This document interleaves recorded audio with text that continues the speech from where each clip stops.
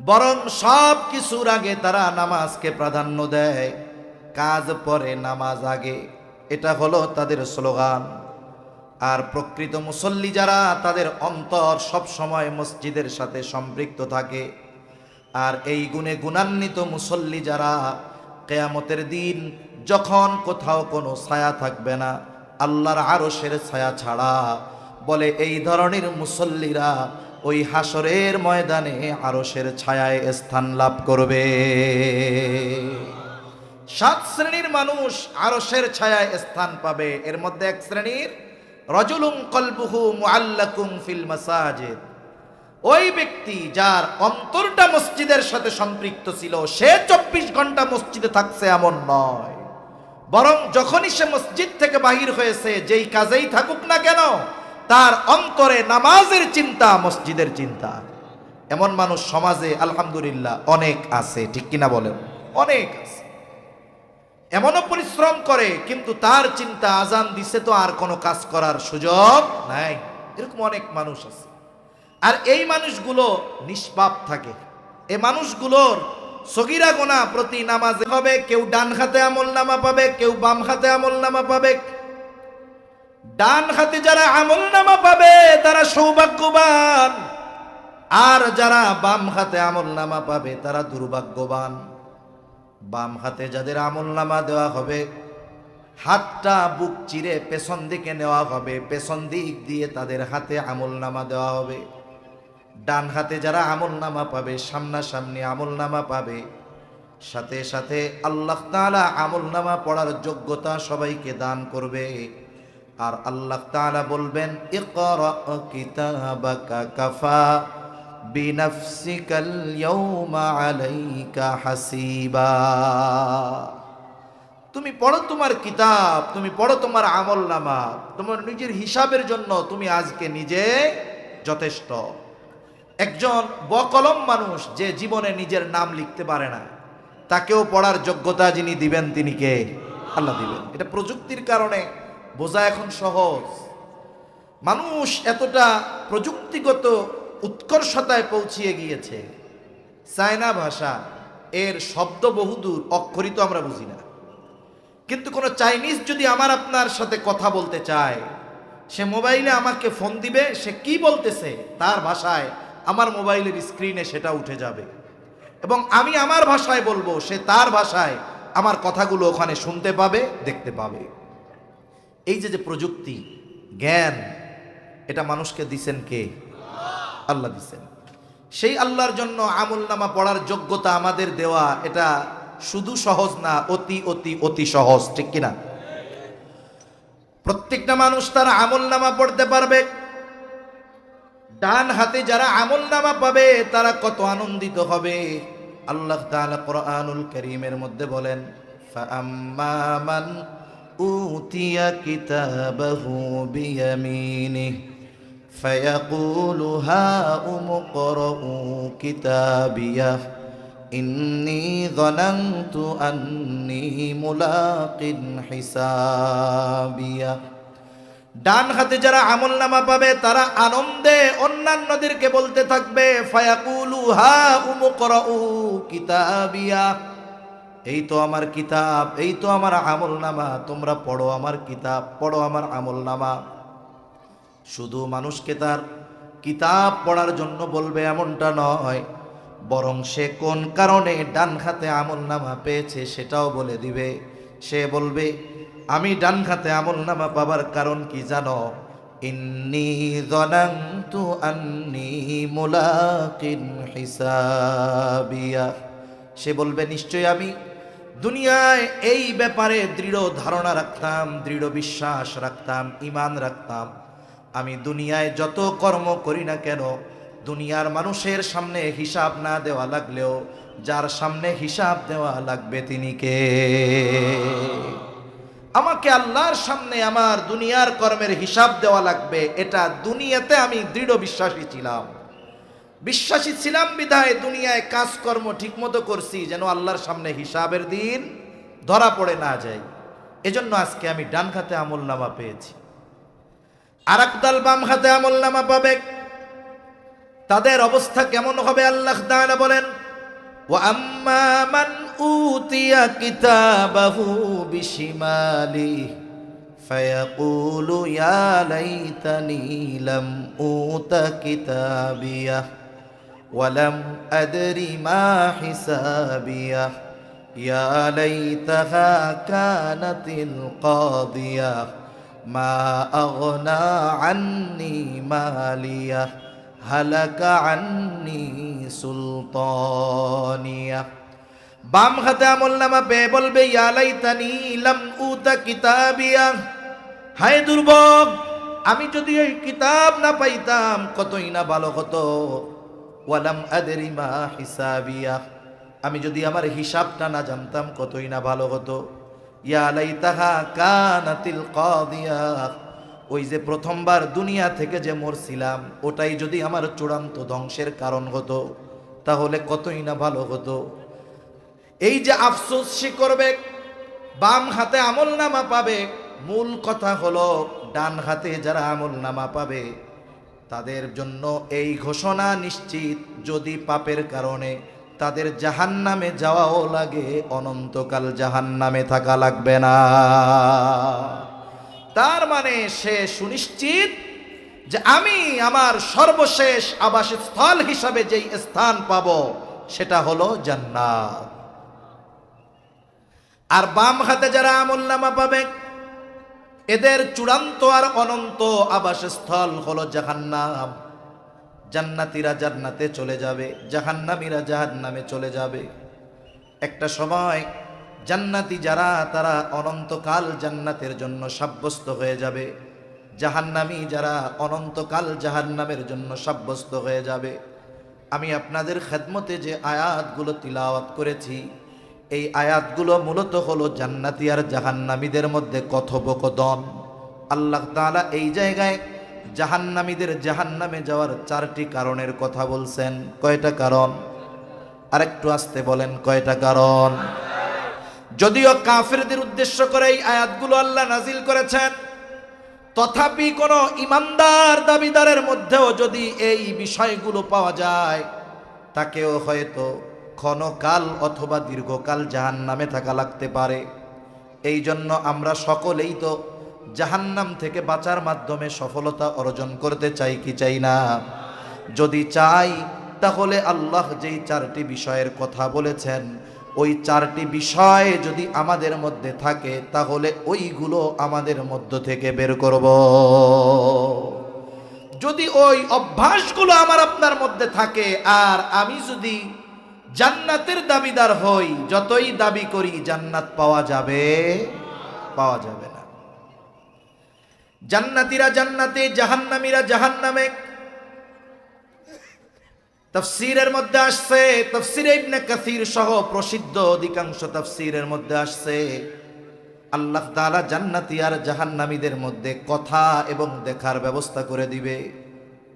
আল্লাহ তাআলা বলেন, কুল্লু নাফসিম বিমা কাসাবাত রাহিনা ইল্লা আসহাবাল ইয়ামিন।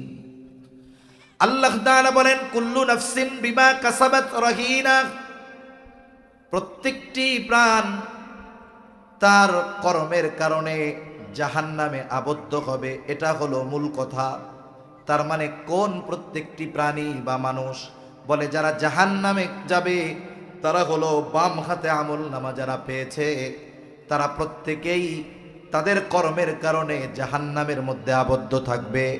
ইল্লা আসহাবাল ইয়ামিন, তবে তারা নয় যারা ডান হাতে আমলনামা পেয়েছে। ডান হাতে যারা আমলনামা পাবে তাদের ঠিকানা কোথায়? জান্নাত। আল্লাহ আমাদের সকলকে ডান হাতে আমলনামা পাওয়ার ব্যবস্থা করে দেন, ওই রকম চলার তৌফিক দেন, বলেন আমিন। জান্নাতীরা জান্নাতে যাবার পর আর কোনো কষ্ট নাই, পেরেশানি নাই, চিন্তা নাই। অথচ জান্নাতীও জান্নাতে যাবার আগে যখন হাসরের ময়দানে থাকবে কেউকে চিনবে না, পরিচয় দিতে চাবে না, চিনলেও পরিস্থিতিটা কত ভয়াবহ। আল্লাহ তাআলা কোরআনুল কারীমের মধ্যে বলেন, ইয়াউমা ইয়াফিরুল মারউ মিন আখিহি ওয়া উম্মিহি ওয়া আবিহি ওয়া সাহিবাতিহি ওয়া বানিহি লিকুল্লি ইমরিইম মিনহুম ইয়াউমা ইযিন শা'নুন ইউগনি। কিয়ামতের দিন ভাই ভাইয়ের থেকে পলায়ন করবে, পিতা মাতার থেকে পলায়ন করবে, স্ত্রী সন্তানদের থেকে পলায়ন করবে। প্রত্যেকেই নিজের চিন্তায় বিভোর থাকবে কেমন করে এই অবস্থা থেকে নাজাত পেয়ে জান্নাতে যাওয়া যায়। হাসরের ময়দানে কেউ কাউকে চিনবে না, কিন্তু জান্নাতে যাবার পর কাউকে ভুলবে না। বরং জান্নাতে যাবার পর দুনিয়ায় যার সাথে একদিনও দেখা হয়েছে এই ধরনের মানুষকেও সে জান্নাতে খুঁজতে থাকবে। খুঁজবে ঠিক, বলেন তো আমি আপনি আমার আপনার দুনিয়ার পরিচিত সব মানুষকে জান্নাতে গিয়া পাবো নাকি? আমরা তো আশা করি জান্নাতে যাব, তবে জান্নাতে গিয়ে সব পরিচিত মানুষকে জান্নাতে পাওয়া যাবে না। জান্নাতে গিয়ে সব পরিচিত মানুষকে পাওয়া যাবে না, খুঁজতে থাকবে কোথায় পরিচিত মানুষগুলো। আল্লাহ তাআলা দেখা আর কথার ব্যবস্থা করে দিবেন। একটা সময় মানুষ হাজার হাজার মাইল দূরে থাকলেও দেখার কোনো সুযোগ ছিল না। প্রযুক্তির কল্যাণ, এখন দেখার জন্য ঘন্টা বছর দিন অপেক্ষা করা লাগে না। বলে ইন্টারনেটের কানেকশন দিয়া মোবাইল টু মোবাইলে সংযোগ স্থাপনের মাধ্যমে কয়েক সেকেন্ডের মধ্যে সুদূর আমেরিকায় অবস্থান করা প্রিয়জনকে দেখা যায়। কি খায় দেখা যায়, কি পড়ছে দেখা যায়, কোথায় যায় দেখা যায়। আল্লাহ তাআলা ও জান্নাতীদেরকে জান্নাত থেকে জাহান্নামীদের দেখার ব্যবস্থা করে দিবেন।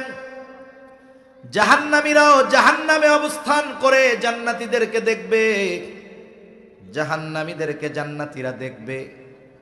মনে করেন আমার সামনে যদি শত শত মানুষ থাকে, এই শত শত অপরিচিত মানুষের মধ্যে যদি পরিচিত এক চেহারা থাকে, বলেন তো চিনব কি চিনব না? আমি চিনতে পারবো যে এই চেহারাটা আমার পরিচিত, আমার প্রিয়জন, আত্মীয় স্বজন, বন্ধু কেউ হবে। জাহান্নামীরা যখন, জান্নাতীরা যখন জাহান্নামীদের দিকে নজর দিবে, তাদের চোখে ধরা পড়বে তাদের অনেক আপনজন, প্রিয়জন, বন্ধু বান্ধব জাহান্নামের শাস্তি ভোগ করতেছে। জান্নাতীরা এই দৃশ্য দেখবার পর চিন্তা করবে, আহারে ওই লোকটার সাথে দুনিয়ায় আমি একই বাজারে ব্যবসা করতাম, একই স্কুলে পড়তাম, একই এলাকায় অবস্থান করতাম, পাশাপাশি বাড়ি ছিল, কিন্তু আজকে সে জাহান্নামী, আমি জান্নাতি। শাস্তির কঠোরতা অবস্থা দেখে জান্নাতি আল্লাহর দরবারে কৃতজ্ঞতার মাত্রা বাড়ায় দিয়া বলবে, আল্লাহ আপনি যদি আমাদের প্রতি দয়া না করতেন হয়তো আজকে আমাকেও ওদের সাথে জাহান্নামে অবস্থান করা লাগতো। সে আল্লাহর দরবারে জান্নাতি হওয়ার কারণে কৃতজ্ঞতার মাত্রা বাড়িয়ে দিবে। জাহান্নামীদেরকেও জান্নাতীদের দেখার ব্যবস্থা করে দেওয়া হবে। জাহান্নামীরা জান্নাতীদেরকে দেখে আফসোস করবে, হায় রে এই তো আমার বন্ধু, একই মাঠে খেলছি, একই বাজারে ব্যবসা করেছি, একই স্কুলে লেখাপড়া করেছি, একই এলাকায় পাশাপাশি অবস্থান করেছি, আজকে সে কত আরামায়েশ ভোগ বিলাসের মধ্যে আছে আর আমি পুড়তে পুড়তে ছারখার হয়ে যাচ্ছি। এই দৃশ্য দেখবার পর তার শাস্তির যেই কষ্ট এটা তার আরো বাড়তে থাকবে। কেন? বলে যখন দেখবে প্রিয়জন কাছের মানুষেরা জান্নাতের নাজ নেয়ামত ভোগ করে, ওই দৃশ্য দেখবার পর আফসোসের কারণে তার শাস্তির তীব্রতা বেশি অনুভব হবে, কষ্টটা বেশি লাগবে আফসোসের কারণে। দুনিয়ায় যদি ওই ইমানদার মানুষগুলোর সাথে ঈমান আনতাম, নেককার মানুষগুলোর সাথে যদি ভালো কাজে সম্পৃক্ত হতাম, পাপের কাজ থেকে যদি বেঁচে থাকতাম, তাহলে আজকে আমিও জান্নাতে থাকতে পারতাম। আফসোস যতই করুক, করার কিছু নাই। জান্নাতীরা এবার পরস্পর আলোচনা করবে, কি ব্যাপার, এই মানুষগুলো তো আমাদের সাথেই ছিল, এরা জাহান্নামী হইল কেন? জান্নাতীরা পরস্পর আলোচনা করবে। এইবার আল্লাহ তাআলা তাদেরকে কথা বলার ব্যবস্থা করে দিবেন। জান্নাতীরা জাহান্নামীদেরকে জিজ্ঞাসা করবে, মা সালাকাকুম ফি সাকার, কোন কারণে তোমরা সাকারের অধিবাসী হইলা, কোন কারণে জাহান্নামের বাসিন্দা হইলা। এইবার জাহান্নামীরা তাদের প্রশ্নের জবাব দিবে।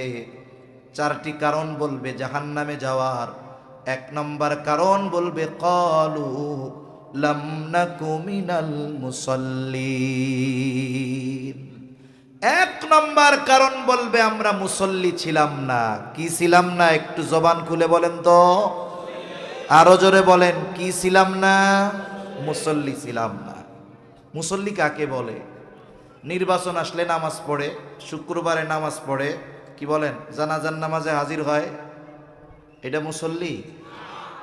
সাপ্তাহিক হাজিরা, বাৎসরিক হাজিরা, আর মাসিক হাজিরা, আর সিজনাল হাজিরা যারা দেয়, এরা মুসল্লি হতে পারে না। মুসল্লি কারা? মুসল্লি হলো হাজারো ব্যস্ততা যাকে নামাজ থেকে ফিরিয়ে রাখতে পারে না। প্রকৃত মুসল্লি হলো তারা হাজারো ব্যস্ততায় তাদের নামাজ তাদেরকে ফিরায় রাখতে পারে না। এর সাথে সাথে এক নামাজ থেকে আর এক নামাজের মধ্যে যদি কোনো সগীরা গুনাহ হয়ে যায়, সাথে সাথে মাফ হয়ে যায়। সুবহানাল্লাহ। গুনাহমুক্ত জিন্দেগি তারা অতিবাহিত করতে পারে। তাহলে জাহান্নামীরা বলবে, আমরা মুসল্লি ছিলাম না। আফসোস আর বাস্তব কথা এটা, যদিও বাংলাদেশে 92% মুসলমান আমরা, এই দাবি আমাদের, তবে শতকরা 5 জন থেকে 10 জন মুসল্লি পাওয়া কঠিন। ঢাকা শহরের অনেক মসজিদ আছে 6 তলা, 7 তলা, 8 তলা, 10 তলা। জুমার দিন অনেক মহল্লার মসজিদ, বাস স্ট্যান্ড অথবা বাজারের মসজিদে বাহিরের মুসল্লি অনেক হয়, কিন্তু ভেতরে মহল্লার মধ্যে যেই মসজিদগুলা, ওই জায়গায় বাহিরের মুসল্লিরা থাকে না, বরং ওই এলাকার সব মুসল্লি। জুমার দিন ওই মহল্লার মসজিদ, 8 তলা মসজিদ পরিপূর্ণ ভরে যায়। মসজিদের সামনে আরো 8 তলার মুসল্লি ফাঁকা জায়গায় মসজিদের সামনে দাঁড়ায়। তাহলে 16 তলা ভরা মসজিদ মুসল্লি। কিন্তু আফসোসের ব্যাপার ভাইরা রে, ওই দিন জোহরের জুমার নামাজে এত ভিড় ওই মহল্লার মধ্যে, ওই দিন আসরের নামাজে মসজিদের ভেতরে 8 তলা তো বহুদূর, অনেক মসজিদের মধ্যে ওই দিন আসরের সময় মসজিদের নিচতলার 4 কাতারও ভরে না। এবার একটু হিসাব বের করেন, 100 জন জুমার নামাজের মুসল্লির মধ্যে 10 জন হয়তো সর্বোচ্চ পাওয়া যাবে 5 ওয়াক্ত নামাজ পড়ে। এখন আর একটু চিরুনি অভিযান দেন, এই 5 ওয়াক্ত নামাজ যারা পড়ে এদের মধ্যে নামাজ কয়জনের হয়? এই হিসাব যদি করা হয়, চালুনি দিয়া ভালো মতো নাড়াচাড়া দিয়ে দেখা যাবে শতকরা বাংলাদেশে 100 জন মুসলমানের মধ্যে 5 জন মুসল্লি পাওয়া যায় না। আবার যদি 5 জন পাওয়া যায়, এর মধ্যে 4 জন হবে কোনো না কোনোভাবে মাদ্রাসায় পড়া, আর বাকি 1 জন এরা উলামায়ে কেরাম দাওয়াত ও তাবলীগের সাথে সম্পর্ক রাখে। এই জন্য দেখা যায় নিজেদের ভুলগুলো আলেমদের থেকে শুধরিয়ে নিয়ে একেবারে সহি ইবাদত করতে পারতেছে। প্রকৃত খাঁটি মুসল্লি না হলে আখেরাতে নাজাত পাওয়ার উপায় আছে? নাই। এজন্য আমাদেরকে মুসল্লি হওয়া দরকার, মসজিদের সাথে সম্পৃক্ততা বাড়ানো দরকার। কিন্তু আফসোসের বিষয়ে মানুষ তার কাজকে প্রাধান্য দিয়ে নামাজ থেকে দূরে থাকে।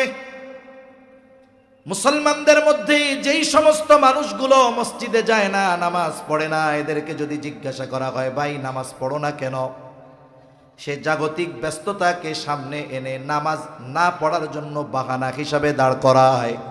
সিএনজিওয়ালা নামাজ পড়ে না, কেন পড়ো না? বলে সিএনজি চালানোর ব্যস্ততায় নামাজ পড়ার সুযোগ আমি পাই না। দোকানদার নামাজ পড়ে না, কেন পড়ো না? বলে আমার কাস্টমারের ভিড়, নামাজ পড়ার সুযোগ হয় না, সময় হয় না। কৃষি কাজ করে, নামাজ পড়ো না কেন? বলে কাজের ব্যস্ততায় নামাজ পড়তে পারি না। ফ্যাক্টরিতে কাজ করে, গার্মেন্টসে কাজ করে, নামাজ পড়ো না কেন? বলে কাজের ব্যস্ততায় নামাজ পড়তে পারি না। এই যে কর্মের দোহাই দিয়ে মানুষ নামাজকে ত্যাগ করে, বলেন তো যেই কর্মের দোহাই দিয়ে মানুষ নামাজকে ত্যাগ করে, ওই কর্ম মানুষ শখে করে নাকি রিজিকের জন্য করে? কাজ কেন করে মানুষ? ব্যবসা কেন করে? চাকরি কেন করে? সিএনজি কেন চালায়? অটো রিক্সা কেন চালায়? রিজিকের জন্য, ঠিক কিনা বলেন? রিজিকের জন্য। এবার বুঝে থাকলে একটু জবাব দেন তো, যেই রিজিকের জন্য নামাজ পড়ার সুযোগ পায় না সেই রিজিকের মালিক কে?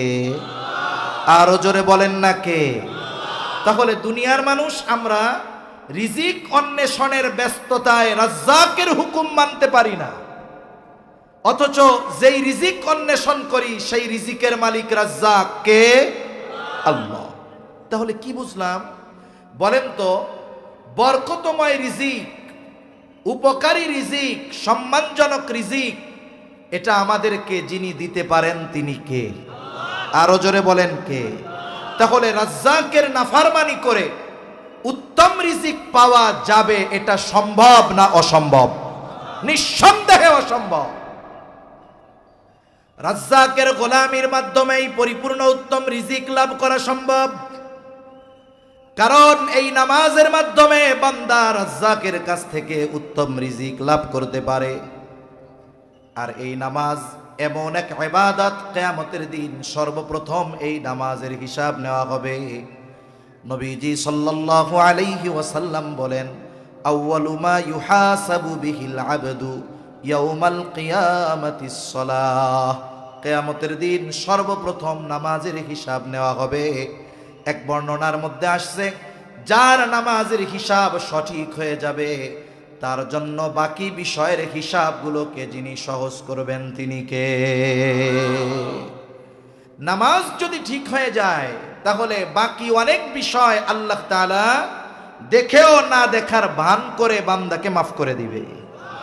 অনেক সময় মাদ্রাসা হোক, স্কুল হোক, মাদ্রাসায় যখন কোনো ছাত্র লেখাপড়া ঠিক মতো করে, লেখাপড়ার ব্যাপারে তার কোনো ত্রুটি বিচ্যুতি নাই, সবক ঠিক, সব ঠিক তার, এই ধরনের ছাত্র যারা, এরা যদি শাস্তিযোগ্য কোনো অন্যায় বা অপরাধ না করে তাহলে ওস্তাদরা ওই ধরনের ছোটখাটো দুষ্টমি দেখেও না দেখার ভান করে।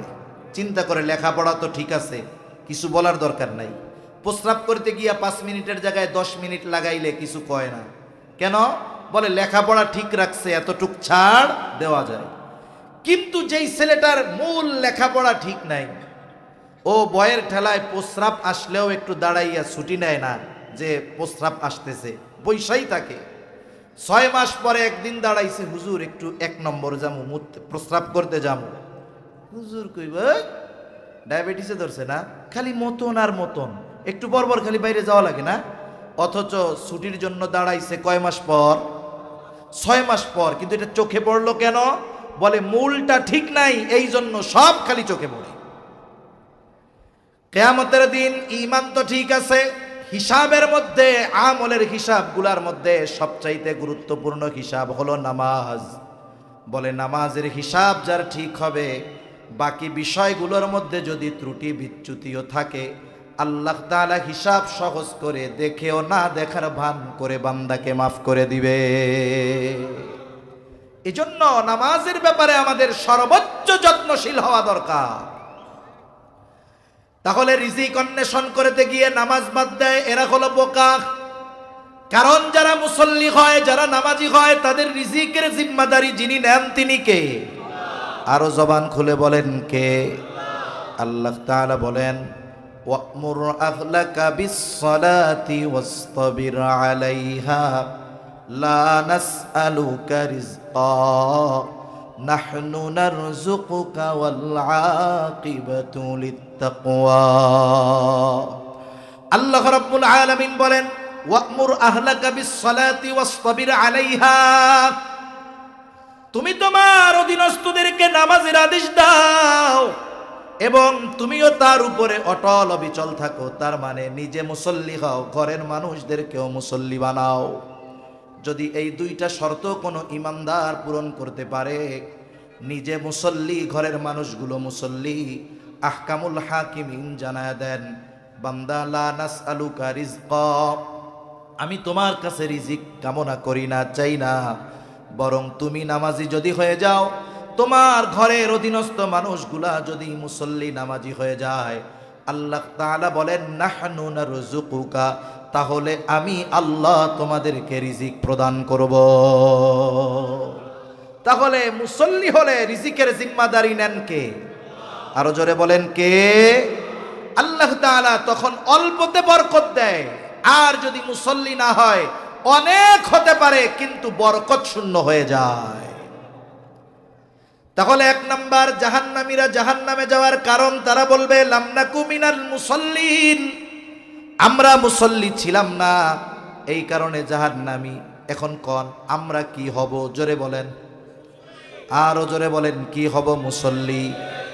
বাৎসরিক, সাপ্তাহিক, সিজনাল নাকি 5 ওয়াক্ত? যত ব্যস্ততা থাকুক না কেন 5 ওয়াক্ত নামাজ আমরা কখনো ছেড়ে দিব না।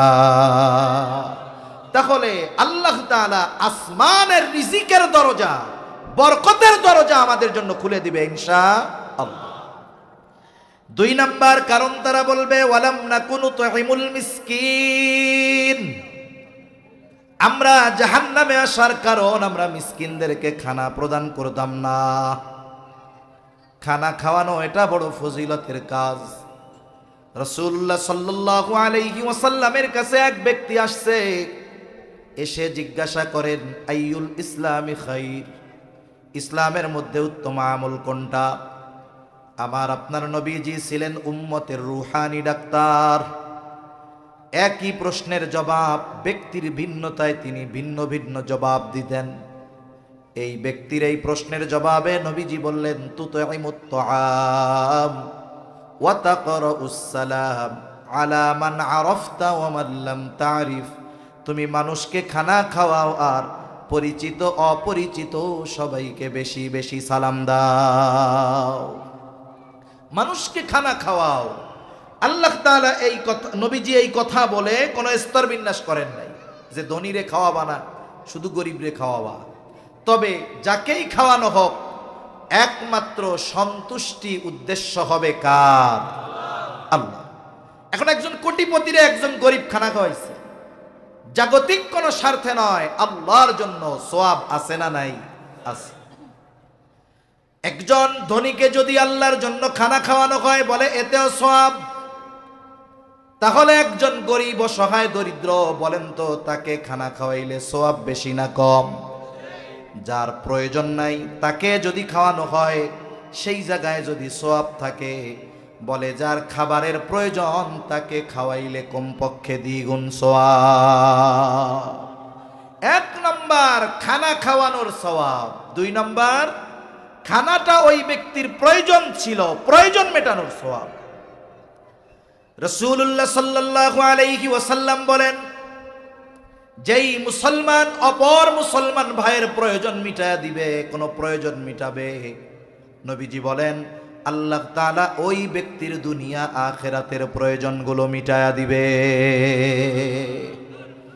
তাহলে একজন মিসকিনকে যদি খানা খাওয়ানো হয় তাহলে দ্বিগুণ সওয়াব, 2 ধরনের সওয়াব, খানা খাওয়ানোর সওয়াব, প্রয়োজন মেটানোর সওয়াব, সাথে সাথে আল্লাহর পক্ষ থেকে দুনিয়া আখিরাতের প্রয়োজন মিটানোর যেই ফ্যাসিলিটি সেটাও লাভ করা যায়। সুবহান।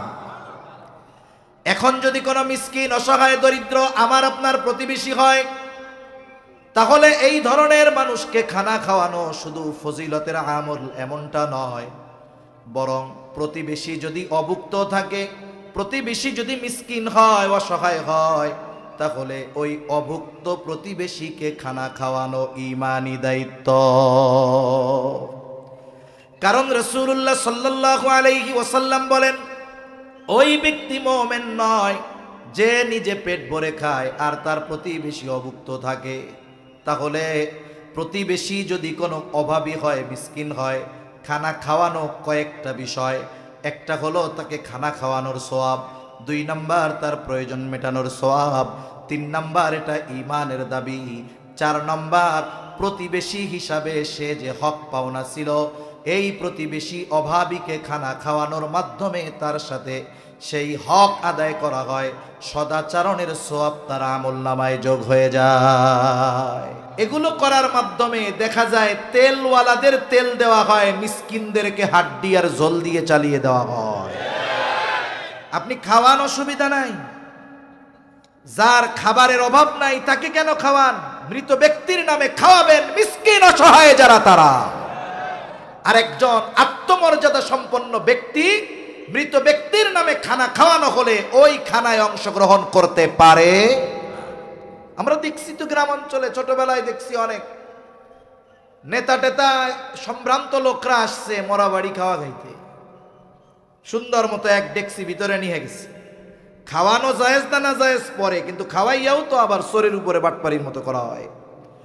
যারা এই খাবারের মূল হকদার তারা যদি একটা গোস্তের টুকরার পরে একটু ঝোল চায় ধমক দিয়ে বসায় দেয়, ঠিক কিনা বলেন? এটা কোন ধরনের সোয়াবের খাওয়ানো হইল? এজন্য খানা আপনি খাওয়ান, জায়গা মতো খাওয়ান, যেখানে খাওয়ালে উপকার হবে, সওয়াব হবে, কাজে লাগবে। তাহলে জাহান্নামীরা তাদের জাহান্নামে যাওয়ার দ্বিতীয় কারণ বলবে, ওয়ালাম নাকু নুতঈমুল মিসকিন, আমরা মিসকিনদেরকে খানা খাওয়াইতাম না, এই জন্য জাহান্নামে। তাহলে আমরা কি করব? মিসকিনদের খানা খাওয়াবো। 3 নাম্বার, ওয়া কুন্না নাখুদু মাআল খাইদিন, অনর্থক অহেতুক তর্কে মজলিসে যারা লিপ্ত থাকতো আমরা তাদের সাথে মিলে ওই বিতর্কে অংশগ্রহণ করতাম, অহেতুক মজলিসগুলায় সময় দিতাম। আমাদের দেশে সবচাইতে বড় অহেতুক মজলিসের জায়গা হলো চায়ের দোকান। প্রত্যেকটা চায়ের দোকানে, শহর বলেন আর গ্রাম বলেন, অহেতুক মজলিসের আড্ডা। ওই জায়গায় সব ধরনের বুদ্ধিজীবী পাওয়া যায়, রাজনীতিবিদ আছে, ডাক্তার আছে, ইঞ্জিনিয়ার, উকিল। খালি সমস্যার কথা আপনি যে বলবেন, দেখবেন সমাধান দেওয়ার জন্য সবাই হাজির। এই চায়ের দোকানে বসে বসে ঈমান আমলের কথা বলা হয়, কি বলেন? দুনিয়ার সব গীবত, মিথ্যা কথা, মানুষের সমালোচনা সব এই চার দোকানগুলোর মধ্যে হয়। চায়ের দোকানে বসে বসে ইউক্রেন আর রাশিয়ার যুদ্ধ থামিয়ে দেওয়া হয়। চায়ের দোকানে বসে বসে ইরান আর ইসরায়েলের যুদ্ধ থামিয়ে দেওয়া হয়। চায়ের দোকানে বসে বসে পাকিস্তান আর আফগানের যুদ্ধ থামানোর পরিকল্পনা করা হয়। অবস্থা কি দেখছেন? বৈশা আছে বাংলাদেশের চায়ের দোকানে, তার মেজাজ কোথায় পৌঁছায় গেছে। অথচ এই আল্লাহর বান্দা আজান দিলে মসজিদে আসতে পারে, এমন চার দোকানের ক্রেতার অভাব নাই আমাদের দেশে। অথচ আফসোস, কেন এরা থাকে? এদেরকে যদি বলা হয়, বলে টাইম পাস করি, সময় পাস করি। গ্রামে কিছু মানুষ আছে, শহরেও আছে, মনে করেন এরা কি করবে? এদের কাজ কাম নাই, সন্তান 3-4টা বড় বানাইছে, চাকরি করে, বিদেশে থাকে, এখন তো আর পরিশ্রমের দরকার নাই, পরিশ্রম নাই, চাকরি নাই, সময় কাটাবে কেমনে? বলে বিশেষ করে শীতের দিন জোহরের নামাজ পড়ে 4টা খাইয়া বের হবে। চায়ের দোকানে আল্লাহর বান্দা আসবে ওই 2, 2:30, 3টা থেকে নিয়ে একবারে রাত 9টা 10টায়, এরপরে বাড়ি ফিরবে। এক টানা 7, 8, 9 ঘন্টা চায়ের দোকানে বসে থাকে, কোনো কাম কাজ নেই। 3 মাথা এক জায়গা দিয়া, 3 মাথা বুঝেননি, 2 হাঁটু আর মাথা এইভাবে দিয়া বসে চার দোকানে। এই দীর্ঘ সময় বসে থাকে। আপনি আমি যদি তারে জিজ্ঞাসা করি, চার দোকানে বসে কি করেন? সময় কাটে না, সময় কাটাইতেছি, টাইম পাস করতেছি। আপনি যদি ওই লোকটারে গিয়া বলেন, আল্লাহ তাআলা তো আপনাকে অনেক সময় দিয়েছে, তাহলে এক কাজ করেন, আগামী বিশ্ব ইজতেমা থেকে 3 চিল্লায় চলে যান। আল্লাহ যেহেতু সময় দিয়েছে, সময়গুলোকে আল্লাহর রাস্তায় কাজে লাগান। এই কথা যখন আপনি তাকে বলবেন, দেখবেন সে গলা উঁচু করে বলবে, বাবুরে আমার এত বেশি ব্যস্ততা, এত ব্যস্ততা মনে হয় ডক্টর ইউনূসেরও নাই। যখন আপনি তার সময়কে দিনের কাজে ব্যয় করতে বলবেন, তখন তার মতো বিজি লোক আর দুনিয়ায় পাওয়া যাবে না। অথচ সময় কাটায় কোথায়? চায়ের দোকানে। অথচ মানুষ, আমরা যদি বুঝতে পারতাম আল্লাহর দেওয়া যত দামি দামি নেয়ামত আছে, সবচাইতে দামি নেয়ামত গুলার মধ্যে অন্যতম দামি নেয়ামত হলো এই হায়াত, এই সময়। অথচ এই সময়গুলো আমরা অহেতুক কাটায় দেই। সময়গুলোকে বেহুদা যদি কেউ অতিবাহিত করে, গুনার মাধ্যমে অতিবাহিত করে, বলে সময়ের বরকত আল্লাহ উঠিয়ে নিয়ে যায়। আর যদি সময়গুলোকে নেক কাজের মধ্যে অতিবাহিত করা হয়, ওই সময়কে আল্লাহ তাআলা বরকত দিয়ে ভরপুর করে দেয়।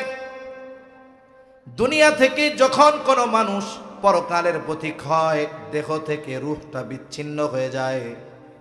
যেই মানুষগুলো দুনিয়ার হায়াত এইরকম অহেতুকভাবে নষ্ট করেছে, অহেতুক মজলিসের মধ্যে সময় অতিবাহিত করেছে, ওই মানুষগুলো ইন্তেকালের সাথে সাথে এই সময়ের মূল্যগুলো বুঝতে পারে ঠিক, কিন্তু তখন তাদের আর কোনো কিছু করার থাকে না।